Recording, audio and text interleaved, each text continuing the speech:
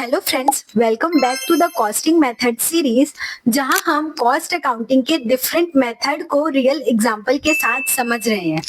आज का टॉपिक है बैच कॉस्टिंग। बैच कॉस्टिंग का मतलब है एक ही तरह के मल्टीपल प्रोडक्ट का कॉस्ट एक ग्रुप या एक बैच के रूप में कैलकुलेट करना।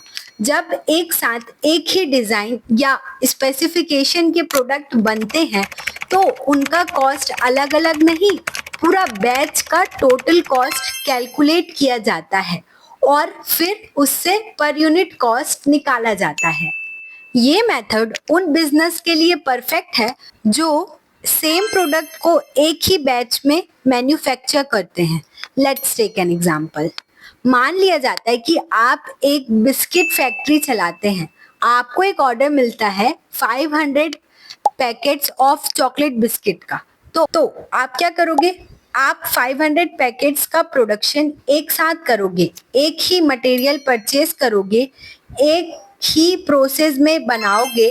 इसलिए आप टोटल मटेरियल का कॉस्ट, लेबर का कॉस्ट और ओवरहेड का कैलकुलेशन एक बैच के नाम पर करोगे और जब बैच रेडी हो जाए तो आप टोटल कॉस्ट को 500 पैकेट से डिवाइड करना। तभी आपको पता चलेगा कि एक पैकेट को बनाने में कितना खर्चा आया। Now I will tell you why the batch costing is important. Batch costing important क्यों है? क्योंकि ये मेथड कॉस्ट कंट्रोल में हेल्प करता है, प्रोडक्शन और प्राइसिंग डिसीजन लेने में इजी हो जाता है और आपको पता चलता है बैच में पर यूनिट प्रॉफिट या लॉस कितना हो रहा है।